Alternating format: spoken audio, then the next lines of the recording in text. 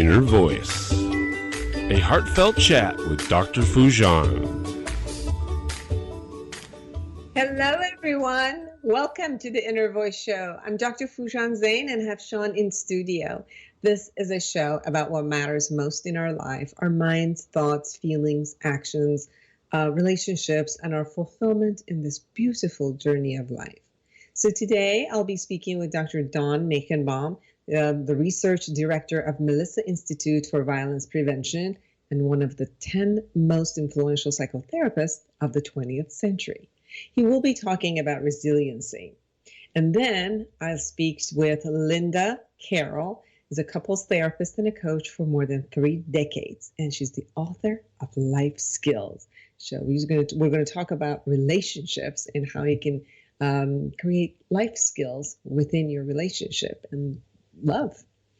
So I wanted to also now share the tip of the week and what are some parts of my experience with you. I've been experiencing and talking with many people this week that are experiencing gratitude in a very different way. And I'll share with you how different the two are.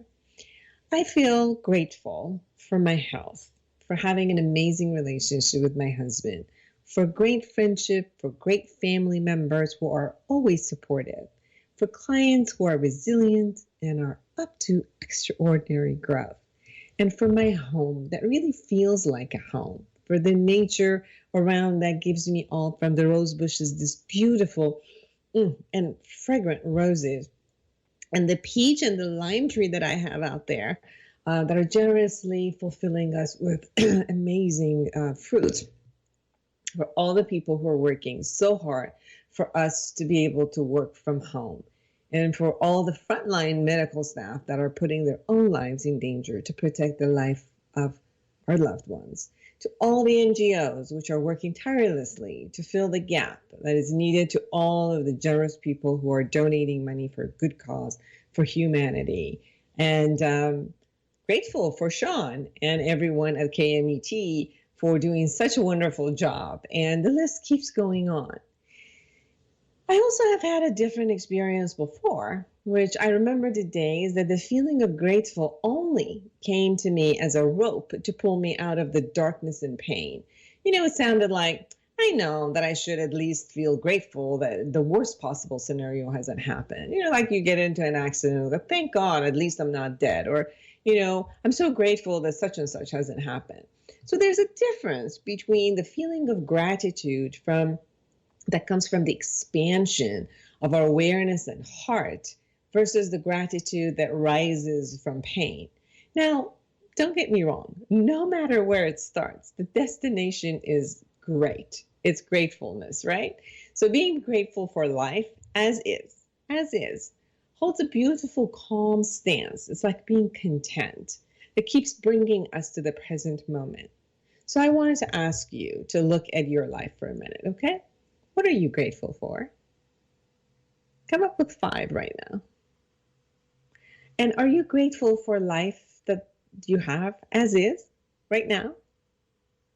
Or is it like you're hoping that it would change? Or you like change, but you're also grateful. So it starts from gratefulness and then expands. And what do you need to be grateful for in your life right now?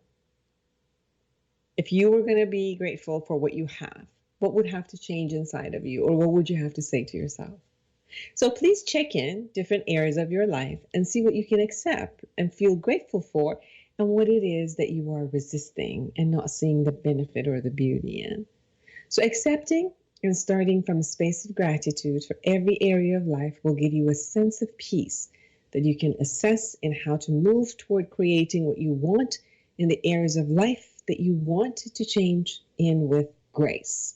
So right now, also look at what's going on with coronavirus. If you're still at home, if you're listening to us, and the states and the cities have asked you that you can go back to work, the things that you have, the things that maybe you've learned through this maybe past 30 days, if you've gotten the coronavirus and you're healthy now, if your family members have had it and you're moving forward, If you have lost someone or lost your job or are going through the loss and the grief that you're going, still, if you could look at all of those as coming to terms with life and the grandness that it has and all the ups and downs that it has. And is there a way that you can still, with all that's going on, with the good and the bad and everything, feel that expansion of your heart to be grateful for who you are more than anything, for the parts of you who's resilient enough that is going through this with grace. And thank you for being with us. And I'm grateful that you're listening to us. So we'll be back with Dr. Donald Meichenbaum.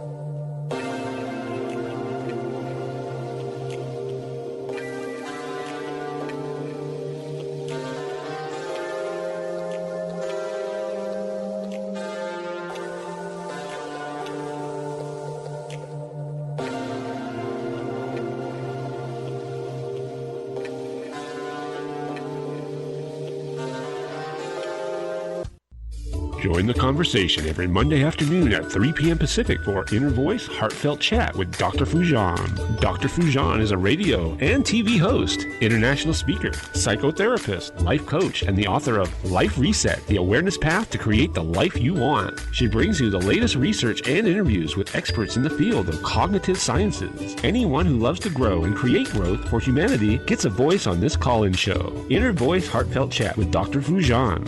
Monday afternoons at 3 p.m. Pacific on Smart Talk KMET 1490 AM and on KMET1490am.com.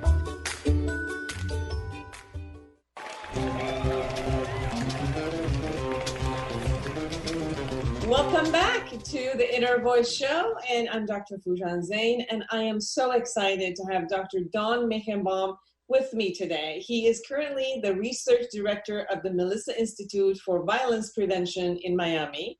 He was voted one of the 10 most influential psychotherapists of the 20th century, and he is one of the founders of cognitive behavioral therapy. He has made his book, Roadmap to Resilience, available for all of you for free. You can go to roadmaptoresilience.wordpress.com.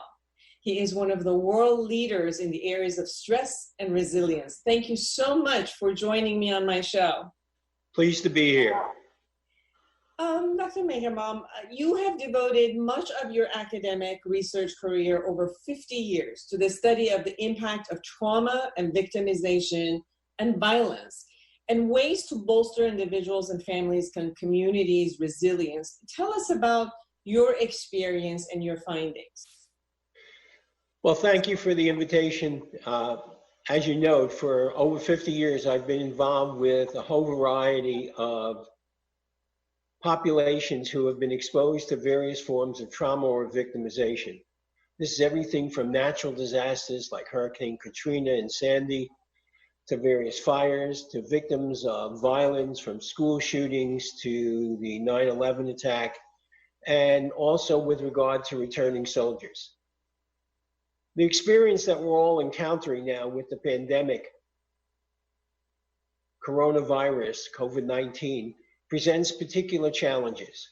I guess the major lessons I've learned in those 50 years is while most people are impacted by the exposure to these trauma experiences, when you look at the data, 75% of people who have been impacted will go on and evidence resilience. That is the ability to confront ongoing adversities, while 25% sort of get stuck, either due to vulnerability or absence of supports.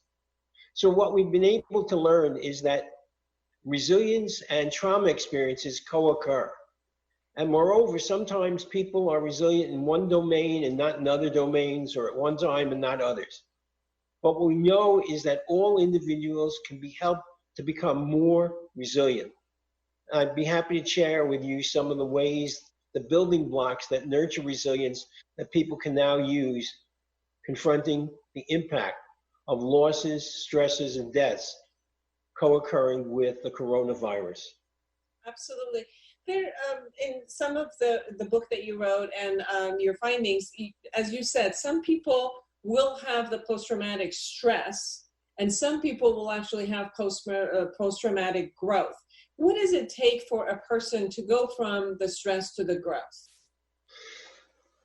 We need to identify the nature of the building blocks in terms of physical, interpersonal, emotional, cognitive, behavioral, and spiritual. That's sort of what I've put online in the Roadmap to Resilience website that you indicated that people could access. So it's not an either or proposition. At times people could be resilient, and other times they could be rather stressed out. It's not an either or. These things co-occur. But when we look at the building blocks, let me deal with each of those in turn of what people can now do. Physical well-being or fitness is key. So we now know that being able to move around, to do exercise, whether it's online in terms of yoga or some other form of exercise, that not being a couch potato is really key. That looking after one's physical well-being in terms of hygiene, in terms of sleep behavior, are all critical to moving into that resilient phase.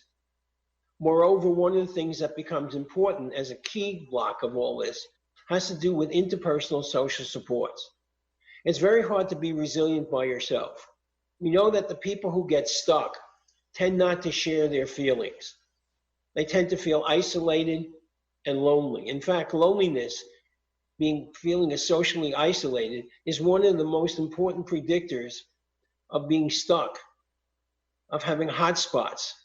So one of the things that becomes really important is for people to identify people they can now share their feelings with, share their interests, whether it's on the internet by distance, or whether it's with intimates that they now share. It's not really social distances that we were talking about. We're talking about physical distance. Social intimacy, social contact, even though it may not have physical hugs and the like, at this time, are key to becoming a thriver instead of a victim. Let me mention one other before I open it up to your further questions, and that has to do with the emotionality. It is very logical and normal for people, given the circumstances of the pandemic, to feel a whole variety of negative emotions, of anxiety, fear, given the uncertainty that whether this will last for long or not, given the sense of fear of being infected, feeling guilty or ashamed, feeling grief. These are all co-occurring emotions that people may have. These are normal. It's not that you have these negative emotions, it's what you do with those emotions that becomes the critical component as to whether you become a thriver or not. So if you stuff the feelings, if you don't share the feelings, if you try to push the feelings away as compared to tolerating, accept, living with these kinds of emotions, no emotion will be lasting forever. The degree to which you can name and tame the emotion and see it go up and down, the degree to which you can use a variety of procedures like mindfulness. The mind loves to hang around in the past and be preoccupied with the uncertainty of the future. So the degree to which you could attend to the present and preoccupy yourself in that way becomes an important component to become a thriver, to become able to cope in spite of. There are other components of this that we could chat about in terms of thinking, behavioral, and most importantly, spiritual. The major way that people in North America cope with trauma of any sort is to use some form of religion or spirituality. And I'll talk about that in a moment for you. As you were talking, this came up for me where many of the people who become traumatized and they are in the midst of the trauma or a lot of stress, they get scared of their emotions. So as you were sharing about what supports them in order to name it, to tame it, and then be with it and release it, do you have any suggestions for people who get scared of the depth and the intensity of their emotion and their natural instinct is, no, I'm running away with it, I'm pushing it down, I don't ever want to feel that. How would you suggest for them to embrace it? One of the things that becomes interesting is there's a kind of boomerang effect. So the more we try to push thoughts or feelings from us, they tend to have a boomerang and become even more intense. So it's these emotions will eat away at us. And the question is, how do we tolerate these emotions? You know, if you look at people's coping styles, you could sort of look at it as a kind of simple 2x2. There are those events that are changeable, that we could take some direct action and try to problem solve, to have particular specific goals that are doable, attainable. And there are those aspects of a situation that are unchangeable. Now, the other part of the equation is there's the direct action that we could do something, or there are those that need palliative coping techniques, using our faith or using our distraction. Keep in mind the serenity prayer, that they use in Alcoholics Anonymous, God, give me the serenity to accept that which I cannot change, and the courage to change that which I can, and most importantly, the wisdom to know the difference. Getting back to your question,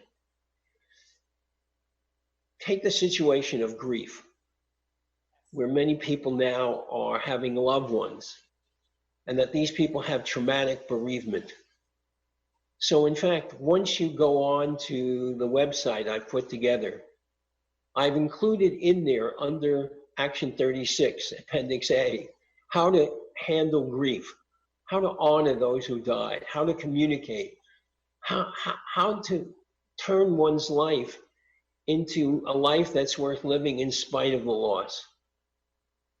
To grieve, to have those rushes of depth, of loss, of unaccountable events. It's human. It's an honor to those who have died. It tells us something about the closeness of the relationship. Your depth of feelings of the person you've lost, of the fear of what we are, conveys your humanity. Given the circumstances that we're in, if you didn't have those kinds of feelings, I would be deeply, deeply concerned. Last item, if I may. For some, it would be really helpful to seek help, either professional or through some religious person or to someone you deeply trust, and asking for help. Remember, you have to give to get. So insofar as you can reach out and help others, maybe practically getting groceries for a neighbor or talking to someone on the phone, that is one way to transform your feelings into a social good. Wonderful.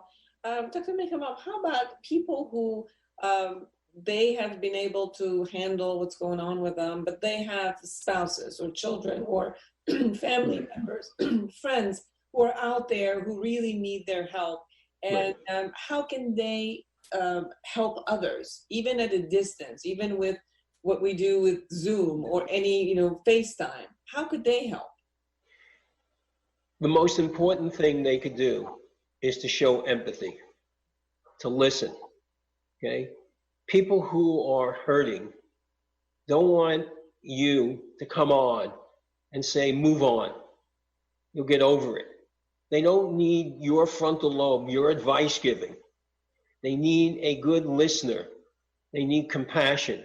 They need you to be non-judgmental. There's a fair amount of research on people who have lost loved ones, children, and they've asked these folks, who's a really good helper? Okay?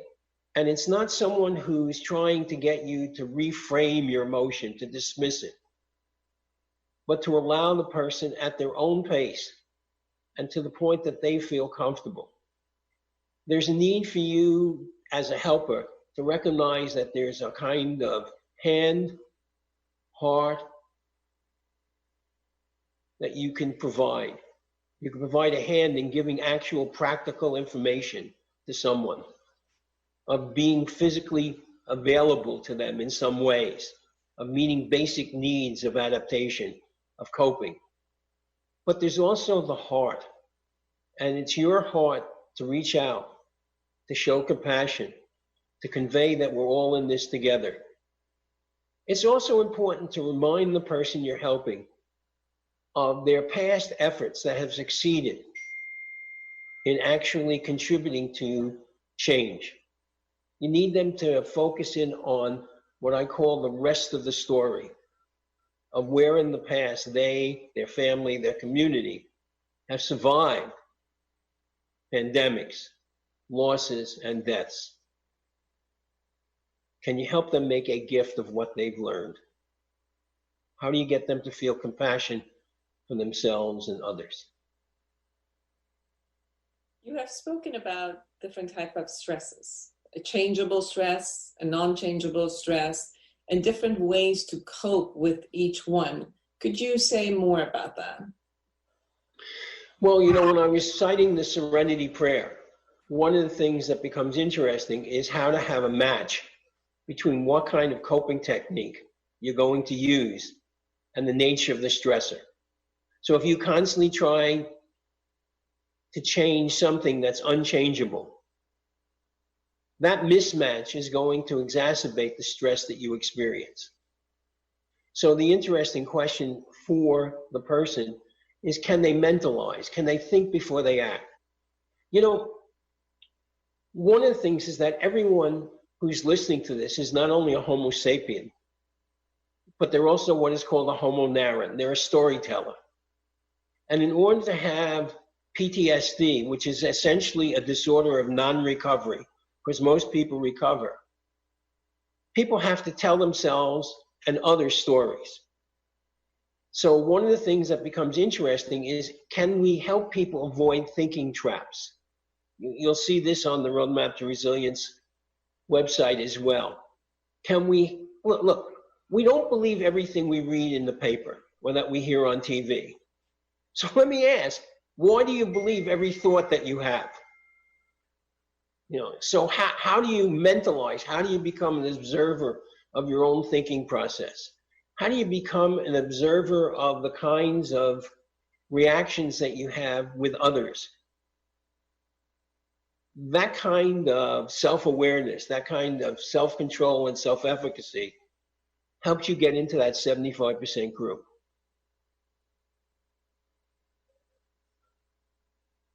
Thank you. In 1 minute, anything that I haven't asked and you really want people to know that could support them at this time? I think that people should recognize that everyone can become more resilient, that this isn't something that's God-given or that someone has genetically, that these are learnable skills, and that there are tools and people out there. Not only that, it's sort of like you may have learned to ride a two-wheel bike and not attempted to ride for many years. And now you're going back to ride that bike again. It may be rusty, it may take time, but that skill is within your repertoire. The people confronting pandemics today have the potential of that skill. We're all in this together.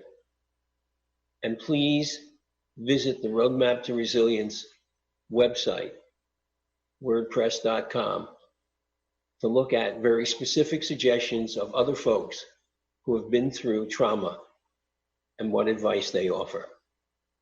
You too can become more resilient. Thank you for the opportunity to share this. Thank you so much. And for everyone, please go to roadmaptoresilience. It's important to put that wordpress.com and just gain the wisdom of Dr. Meichenbaum. And truly, it's an amazing book. I've gone through it. I learned always learn so much from you, and I'm honored to be part of your group. So thank you. Thank you for Thank you very much. Take good care. And for all of you, don't go anywhere. We'll be right back with the rest of Inner Voice.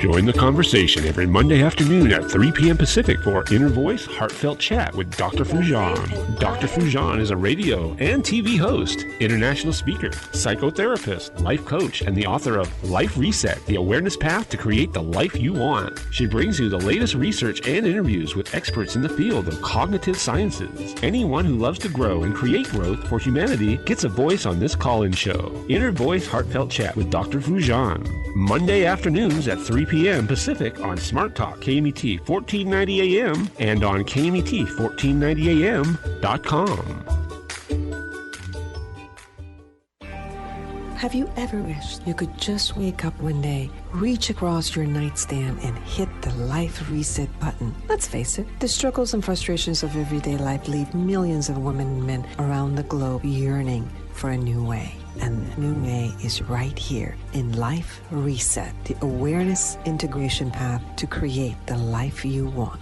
by Dr. Foojan Zeine. You can get it now at Foojan.com or Amazon.com. Life Reset, the awareness integration path to create the life you want. You deserve it. Take KMET 1490 AM with you everywhere you go by downloading our free smartphone apps found on the KMET website, KMET1490am.com. You can also go to the Google Play Store or the Apple App Store on your phone to download the free app. Now you can listen live or play any of your favorite programmers' podcasts using your smartphone. Don't miss out on the free KMET smartphone apps. Go to KMET1490am.com and download your free phone app today.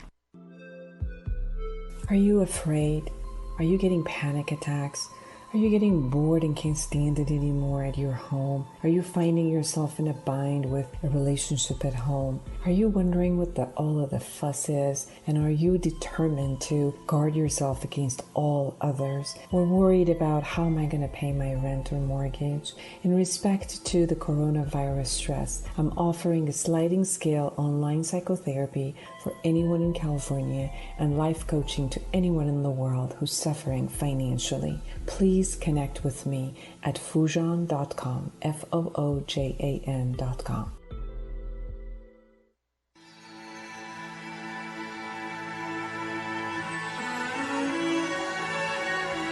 Well, welcome back, everyone, to the Inner Voice Show. I'm Dr. Foojan Zeine, and I am here with Linda Carroll. She is the author of Love Skill and her other book, Love Cycles. We're here to talk about love skills, though. While she has worked as a therapist and a couples coach for over 3 decades and has acquired numerous certificates and degrees along the way, she says that her own 35-year marriage is the primary source of her knowledge when it comes to the cycles of love. And you can you can actually get more information about her at lindacarroll.com. Welcome to the show. Hi. Hi. It is great to have you, and I really enjoyed your book. Oh, good. So let's talk about it. Now, one of the things that you say is love is a skill, that we talk about falling in love as if it's like a passive concept, something like falls upon us, and if it shows up, it shows up, and if it doesn't, oh well. You say that love is a skill. It's an inside job, and it's something that it's active, and we need to know and learn the skills in how to do it. So talk to us about what it is about the skills that we have to learn, and what is the difference between what you call love and loving? Well, love is a feeling. And as you say, it's passive. We fall in love. We don't have to do anything. We just fall. And so, and it doesn't matter if we're, how much intention we have, how much we put into it. It happened to me at 11 years old. It's just, I fell for someone, and it sort of blew me away. Like, I was so young at that time to feel those feelings. But love is not enough for a relationship. We can feel those feelings, fall for someone who's totally inappropriate, and we miss red flags because of the download of chemicals and magic love potion. A relationship isn't built on feeling. It's built on a series of so many little things that we do, which I call love skills. And that one of the tricky parts about falling in love is we can fall in love with someone that doesn't have the ability to do the skills, or we can fall in love thinking that the feeling will carry us. I've been married for 30, not to this person I fell in love with at 11, but for 35 years. And I haven't felt love for him every moment of those 35 years, I can tell you. But the relationship has been carried by the fact that we go back to the skills again and again, and then that brings the feelings back. Very much. And you also talk about, I love this sentence that you wrote, that the wave is not the ocean, that we might go through the ups and downs. Like you just said, they're not all the time that I love someone, but I know that this is only a wave in the bigger picture. And if I get the concept of what the bigger picture is for me, and I think with what I've experienced, not only for myself, but also with clients for so many years, that somehow each person has their own vision of the ocean. When they come together, they have a different set of an idea about what marriage should be, such as, whether they got it from their parents or, they made sure they wasn't the one that was like their parents, and they envisioned this other fantasy type of, my marriage is going to be looking like this and not like my mother and my father's, but and kind of like a picture of what they think that ocean should be. And then somehow they come in together, two pictures, and then they have to kind of bring it together.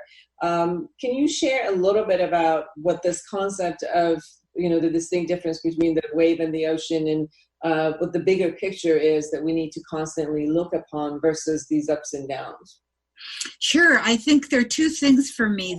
The wave is not the ocean. I think of as being, there are certain moments when and this is a great time to talk about the pandemic with both of those concepts, that there are moments that, like my husband brought me a latte this morning. He was so sweet. And he said, "What is your day? How can I help?" And then he left, and I went down to get something to eat, and he left all the dishes in the sink. And I felt this moment of outrage, and it was crazy. He based on what a great morning we'd had, but suddenly it was like, how can he leave this mess? It's such a mess. I don't want to have to do it, blah, blah. And I started this whole crazy talk to myself. And then I stopped and I said, "Oh, come on. This is just like, this is not a big deal. You're so lucky. Get over yourself." And I did. But that moment, that wave of seeing all the mess, because I'm the kind of person that'll clean the minute I use something, that it's done. And he's laid back. And so I felt the wave of feeling angry and judgmental. And then I said, wait a minute, in the big story, I'm so lucky, and that happens with the best. We have the great moment, but that moment isn't enough to carry us. So that's the first question you brought up. The second one is, I think, really relevant right now because people are quarantined together. And the differences, and often the very differences that we fell in love because of, get exaggerated and start to being annoying and feel really difficult. So every way that we come together, like what is social distancing? What is cleaning? How do we do grocery shopping? One person wanting to listen to the news all the time and a person not wanting to deal with it. We have those differences that become amplified. And so I think that more than ever, we need skills to manage the ways that we are different and have to work out conflict, or not even conflict, just the differences. So I spend a lot of time with people on that one. How about you? I do too. I think that a lot of times when I see that there's differences, I think that we learn from each other if we open ourselves to learn. If we see ourselves that, no, it's going to be my way. And that's what I said at the time, that many times I've seen people who they have an idea about, this is how marriage should be, this is what's going to look like, and they set up this scenario, and it's almost like, 90% of the thing is done. I only need 10% to find the person who matches what I tell them to be. And then they have a rude awakening, obviously. But to hold on to that piece that, no, it's got to be my way, and as long as it's not my way, it ain't going to happen. Yeah. And then, we see they go through maybe even multiple marriages and not finding their way. So it's more of the minute they open themselves up. But I think part of what we're talking about is also what you call love cycles. You have a model in your book, Love Skills, that it talks about the stages of relationship. And so the first one is the infatuation, that people get the powerful love potion that everyone feels. And I think it's like the nature's concept of bringing humanity or human being together. Or if we had to, if we were completely open to what the other one is, we probably would never get together. So somehow, nature has put something that blinds us completely, and then we'll just kind of, gravitate together, and we have that kind of potion for a while. Can you talk a little bit about the love cycle? Sure. The first stage I call the merge. It's just what you described so wonderfully, where we know now that it's based on so many chemicals. I mean, the old stories from Cupid and Aphrodite, Cupid's mother, who would say in plays and legends to her son, okay, get that person over there, nail that person. And Cupid would dip his arrow in the potion and send it towards the person, and the person would fall in love who was standing next to him. We know that that love potion is full of real chemicals that change how we look at the person. I think and it's a great feeling, but it's not a great place to make a life decision from. That's the thing I tell people. Enjoy it, but don't change your life. That's stage one. Stage two is we know that chemical, that potion only lasts 3 years. And that's the first time you fall in love. And every time you fall in love after that, it has diminishing returns. So it lasts less and less amount of time. And then what happens is those differences which seemed so juicy and delicious start to become annoying. And in this time we're living in, they get exaggerated, the differences. People move into what I call loops in my book, power struggles, that go on and on and on. Stage 3 is when we're really stuck in the opposite of stage 1, where in the first stage we saw everything that was right, and in stage 3 we see everything that's wrong, disenchantment. And the fourth stage is deciding, what are we going to do? Do we stay? Do we stay in these power struggles? Do I leave? Do I, what are my options? And usually, it used to be that I would see people in that stage mostly. Now people come in much earlier in their relationship to do preventative love skills, which is great. But in that fourth stage, unless there's danger, unless it's really a very bad scene, I try to convince people to do a little work first. See how you got here. How did you choose each other? What's your part of the trouble? If you could learn skills, how would that change things? Because sometimes people want to get out of the power struggle and they think it's the relationship, but when they learn skills to navigate the power struggle, then they're happy to stay. And then the fifth stage I call wholehearted, because I think that's what we're here for, is to become more whole and more wholehearted in ourselves. And our relationship is a great teacher for that. And so in wholehearted, we're not, of course, there every moment, and it's not something that lasts forever, but we get more and more familiar with how to come from a wholehearted place. So like this morning, when I went down to the kitchen, I saw all the dishes in the sink, and I had this attack of criticism and judgmentalness. It wasn't wholehearted at all, but I caught myself. It was a mindfulness. I said, Linda, that's crazy. This is a small part of a big, wonderful relationship. Get over it. And I did. So wholehearted brings us back to that place, but it doesn't stop us from our human reactions. Definitely. You also talk about genogram, and you work with your clients and people with the book. You also said for them to look at that. So can you first explain for people who might not necessarily would know what a genogram is? And then what is the usage of it? As you said, you ask them to look at what's going on inside of them. What is the history that came up for them? Where is it that they learned this or role modeled this from? And it seems like that's what a genogram will do for people. But can you elaborate on what a genogram is and the use for it? Sure. And it's the first thing I ever learned when I was in graduate school is that when you work with a couple, there are always 6 people in that room. And that is the parents and the grandparents to begin with. And we carry on traditions of our family without knowing that we do it. The Geneagram, and going back in history, and I usually go back 2 generations, is a great way to see how certain ideas or principles or ways of being that were appropriate maybe a generation or 2 ago, we're still carrying those out. And especially if our parents were immigrants or they went through when people come from other countries, they bring not only traditions, but ways of staying safe. Don't talk to people outside the family. For a lot of people who came here, just as if you had parents or grandparents or great-grandparents, one of the things that often is true is that immigrants come because there is persecution, because there's poverty, and they come because they are escaping something. And so one of the rules is never talk about how you feel or outside the family. And so a lot of my clients are adhering to those old rules.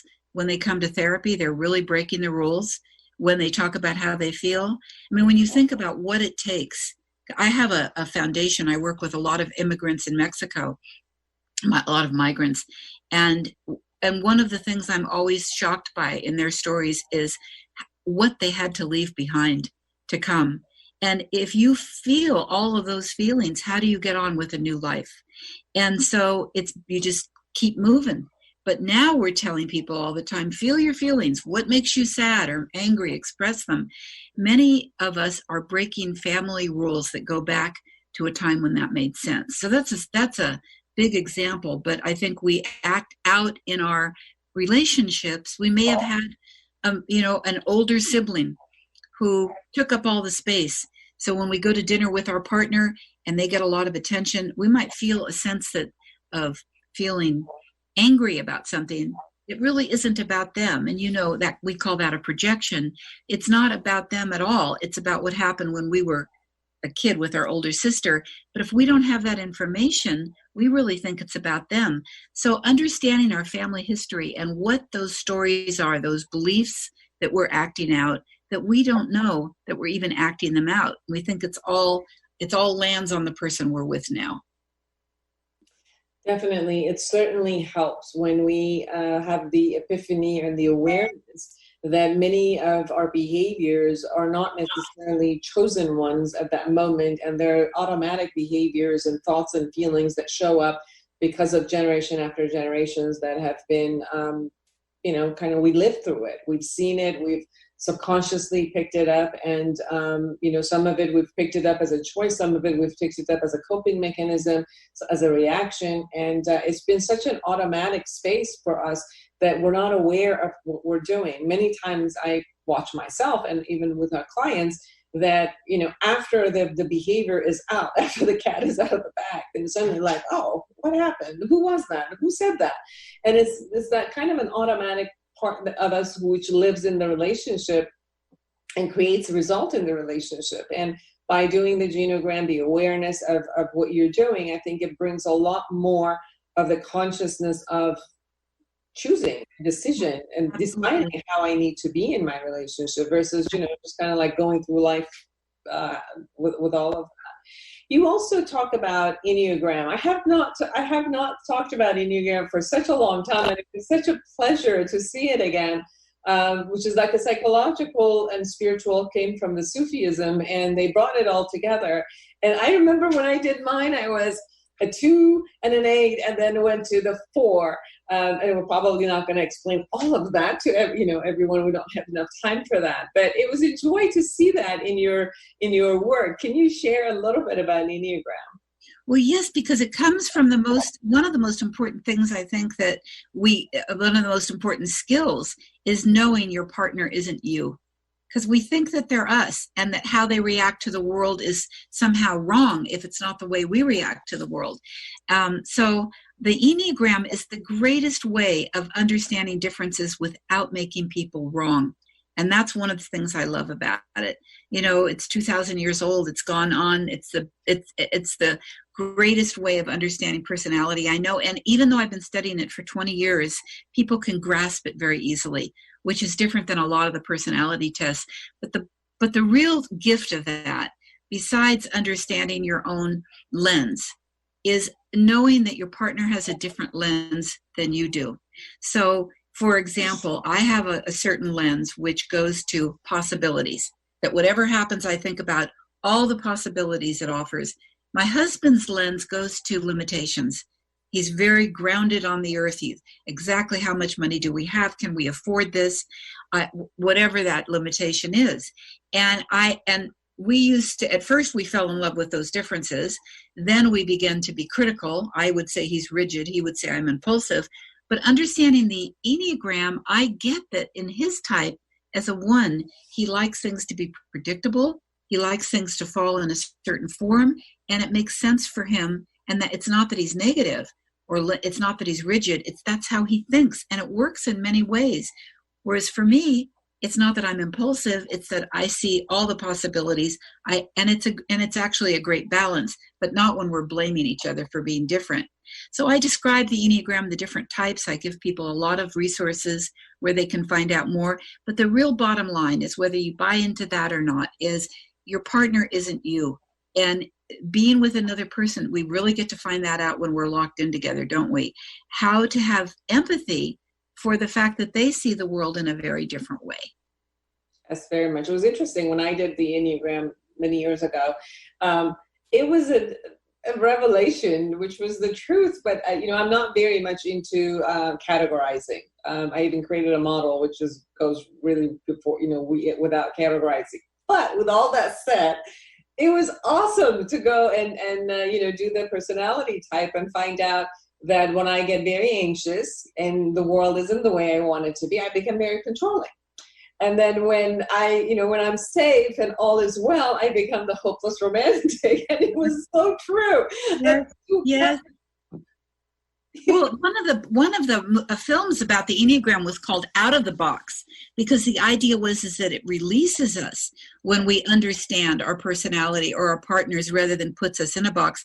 It's not that we are not all of the types, or that we're not more than that, but it really, I think, gives us a sense of where our attention goes, and also where our struggle is.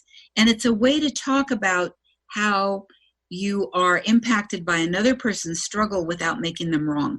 And I love that, because we have enough criticalness with each other and ourselves in our world. So anything that can reduce that, I find really helpful. Yes, it was very pleasant. It was a pleasant surprise when I read Enneagram. So going back to your book, you also talk about a concept. You put it in a word, and you said it's called pause, the pause. And you say the P is for presence, through listening, and then A, accepting and letting go of 2 things that are true at once, and then the U, undefended communication, the S, speaking with skills and intent, and E, emotional intelligence. So tell us about that, the whole concept of pause. Well, if you go to retreats, if you go to any kind of mindfulness retreats, you'll notice that during the retreat that the instructor will ring the bell. During most conferences, sometimes during the day, the bell gets rung, and you're supposed to stop at that moment, whatever you're doing, put down your spoon, put down your shovel if you're working in a garden, and close your eyes and check in with yourself. So pausing is a part of mindfulness, and I think that that all love skills start with mindfulness, observing ourselves. So the pause for communication is essential for love skills, isn't it? The first and the number one communication skill is knowing ourselves, knowing when we're reactive, knowing when we're and not responding, and understanding what's really going on inside of us. So pause is sort of the bridge to take us to all of those different places, becoming less defensive. Learning to speak. How we start a sentence has everything to do with what happens on the other end with our partner. Beginning with, I have to talk to you. There's something I'm upset about. Like, it's over before it begins. So if you're upset about something, let's say I was upset about the dishes, which I'm not, but let's say I was, and I came rushing up to where my husband's making a watercolor and said, "I can't believe you left the dishes in the sink for me. Thanks." Then what? Like, he's going to turn around and say, "Oh, I'm so glad you shared, honey. Let me fix it." It's not going to happen. So first of all, pause. Check in. What's going on with me? How big is this? How important is this? And if it is really important, then another pause, another breath, how do I bring it up? What's a good time, a good way to do this? Because if I bring it up in a way that creates anxiety in my partner, his response is going to be to protect himself and defend. So I've got to find out a way to even bring it into the conversation. So pause is important for all of that, and it covers all of those skills. It's a very important concept, as you talk about, because it also allows us to come out of that concept of automatic that I was saying before, which brings you to the awareness of the present moment and seeing what is it that you would choose and decide to do at this point, which is one of the phases of your model, which is, okay, let me pause and really decide what is it that I want to do. We also share about two things, which is, one is the magic words. They are, magic words, they're keys that we know that we could get into the heart of our partner, or we could get to their pissy side. It's very, I know those words can really shift, and they're magical ones that can really get to their heart. And you also talk about an open conversation versus, taking one away, such as, if we could accept the differences and share them, and look at both of them, that they could coexist, versus it has to be one or the other, which usually comes with but. And you bring these to both of those concepts in your book. Can you share with us your views on those? Sure. The 3 magic words are, tell me more.